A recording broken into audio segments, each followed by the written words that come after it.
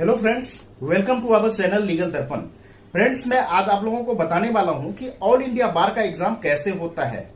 तो मैं full detail knowledge आपको ऑल इंडिया बार के एग्जाम के बारे में दूंगा, तो इसे जानने के लिए मेरे वीडियो को लास्ट तक देखिएगा। देखिए दोस्तों, ये वीडियो मैं मेनली उनके लिए बनाया हूं जो कि लॉ करना चाहते हैं या जो लॉ कर रहे हैं या जो लॉ पास आउट होके अब एडवोकेट बनना चाहते हैं। तो उनके लिए पर्सनली मैं ये वीडियो बनाया हूं। वैसे तो कोई भी जानकारी सभी व्यक्तियों के लिए जरूरी होता है जो जाने, लेकिन ये लॉ स्टूडेंट के लिए अहम जानकारी है, क्योंकि जब कोई भी लॉ स्टूडेंट लॉ का डिग्री लेके आते हैं तो वो लॉयर बनते हैं, लेकिन लॉयर बनने के बाद उसे एडवोकेट बनने के लिए ऑल इंडिया बार का एग्जाम पास करना होता है, जो बीसीआई द्वारा, बार काउंसिल ऑफ इंडिया के द्वारा कंडक्ट कराया जाता है। तो इस एग्जाम के बारे में मैं आपको बताऊंगा कि इस एग्जाम का क्वेश्चन का पैटर्न क्या होता है, किस लैंग्वेज में एग्जाम देनी चाहिए, क्वेश्चन ड्यूरेशन क्या होता है एग्जाम का, पासिंग मार्क्स कितनी होनी चाहिए, टोटल कितने मार्क्स का एग्जाम होता है। तो इन सारी टॉपिक पे मैं एक एक करके आपको बताऊंगा। तो इसे जानने के लिए वीडियो को लास्ट तक देखिए। तो आइए जानते हैं। देखिए दोस्तों, ये सबसे पहला है कि ये नेशनल लेवल का एग्जाम होता है, ये स्टेट लेवल का एग्जाम नहीं होता है। सेकेंड क्वेश्चन आता है कि इस एग्जाम के लिए कौन अप्लाई कर सकते हैं। फ्रेंड्स, इस एग्जाम के लिए only law graduate can apply for this exam.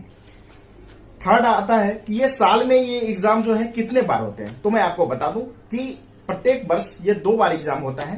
Timing जो है अप्रैल और नवंबर है, लेकिन ये कोई फिक्स टाइमिंग नहीं है। डेट आगे पीछे भी बढ़ सकता है, आगे पीछे भी डेट हो जाता है। अप्रैल का जून में भी एग्जाम हो जाता है, नवंबर का जनवरी में भी हो जाता है। तो इसके लिए कोई वो नहीं है, लेकिन साल में 2 बार एग्जाम होता है। इसके बाद आता है कि किस लैंग्वेज में ये एग्जाम होता है। फ्रेंड्स, मैं आपको बता दूं कि ये एग्जाम जो है टोटल 9 लैंग्वेज में होता है, जिसमें हिंदी और इंग्लिश इंक्लूड है।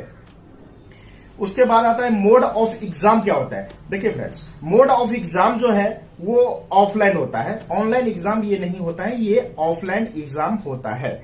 इसके बाद नेक्स्ट क्वेश्चन है कि रजिस्ट्रेशन का प्रोसेस क्या होता है। फ्रेंड्स, रजिस्ट्रेशन का प्रोसेस जो है ऑफलाइन और ऑनलाइन दोनों तरीके से आप इस पे रजिस्ट्रेशन कर सकते हैं। ऑल इंडिया बार के साइट पे जाके आप इसका ऑनलाइन रजिस्ट्रेशन कर सकते हैं और फिर आप ऑफलाइन भी रजिस्ट्रेशन इसका कर सकते हैं, जो कि बार काउंसिल ऑफ इंडिया का जो दिल्ली में ऑफिस है, उस ऑफिस के नाम से आप इस पे रजिस्ट्रेशन कर सकते हैं। नेक्स्ट क्वेश्चन है कि इसमें क्वेश्चन का पैटर्न क्या आता है। दोस्तों, क्वेश्चन का पैटर्न जो है वो एमसीक्यू लेवल का होता है, जैसे मल्टीपल चॉइस क्वेश्चन होता है एबीसीडी के फॉर्म में।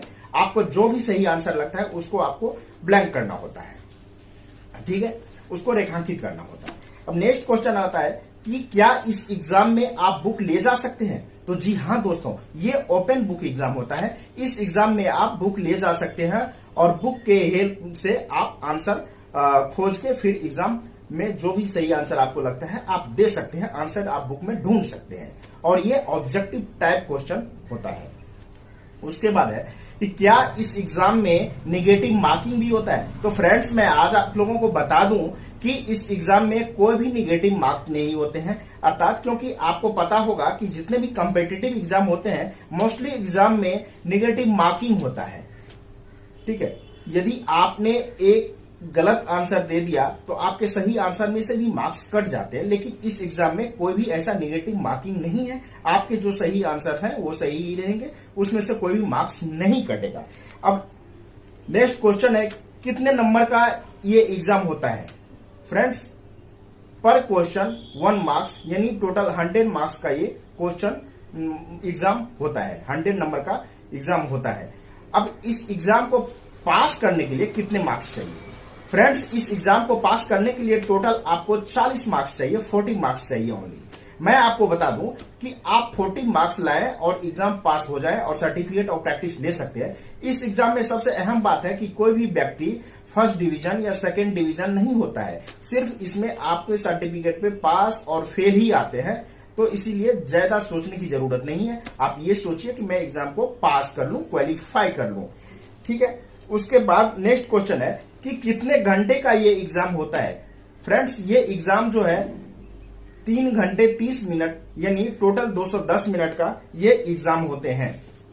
अब इसके बाद नेक्स्ट क्वेश्चन आता है, क्योंकि बच्चे जो हैं बहुत गलती करते हैं इसमें।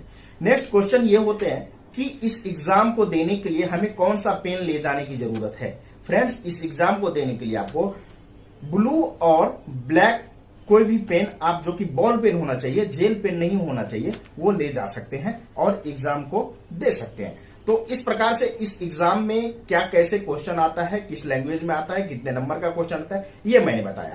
अब आपको मैं बता दूं कि इस एग्जाम को देने के लिए टोटल कितनी सिलेबस जो है वो क्या है। तो देखिए, इस एग्जाम में जो है टोटल 19 लॉ से क्वेश्चन आते हैं। अब मैं आपको एक एक करके बताता हूं कि किस बुक से कितने नंबर का क्वेश्चन आते हैं। तो देखिए, सबसे पहला है कॉन्स्टिट्यूशन यानी कॉन्स्टिट्यूशनल लॉ, जिससे कि 10 नंबर का क्वेश्चन आएगा। दूसरा है इंडियन पेनल कोड, जिससे 8 नंबर का क्वेश्चन आएगा। तीसरा है क्रिमिनल प्रोसीजर ऑफ कोड, जिससे 10 नंबर का क्वेश्चन आएगा। कोड ऑफ सिविल प्रोसीजर है, जिससे 10 नंबर का क्वेश्चन आएगा। एविडेंस एक्ट से आपको 8 नंबर का क्वेश्चन आएगा। Alternative dispute redressal including arbitration act से 4 नंबर का क्वेश्चन आता है। फैमिली लॉ में आपको हिंदू और मुस्लिम दोनों लॉ इंक्लूड है, ये दोनों लॉ मिला के आपको 8 नंबर का क्वेश्चन आता है। इसके बाद एडमिनिस्ट्रेटिव लॉ से आपको 3 नंबर का क्वेश्चन आता है। Professional ethics and cases of professional misconduct under BCI rules से 4 नंबर का क्वेश्चन आता है। कंपनी लॉ से आपको 2 नंबर का क्वेश्चन आएगा। इन्वायरमेंटल लॉ से आपको 2 नंबर का क्वेश्चन आएगा। साइबर लॉ से 2 नंबर का क्वेश्चन आता है। लेबर एंड इंडस्ट्रियल लॉ से आपको 4 नंबर का क्वेश्चन आएगा। Law of tort including motor vehicle act and consumer protection act से आपको 5 नंबर का क्वेश्चन आता है।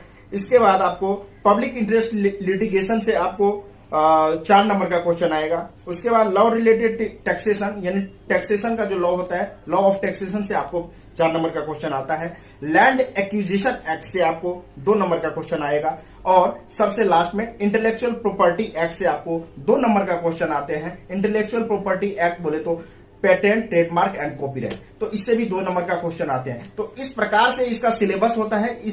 ये सारे मिला के आपको टोटल 100 मार्क्स का क्वेश्चन आता है। और इस एग्जाम को क्वालिफाई करने के लिए आपको 100 मार्क्स में से ओनली 40 मार्क्स लाने होते हैं। 40 मार्क्स लेके आप इस एग्जाम को पास कर सकते हैं और सर्टिफिकेट ऑफ प्रैक्टिस पा करके आप एडवोकेट बन सकते हैं और किसी भी कोर्ट में आप प्रैक्टिस कर सकते हैं।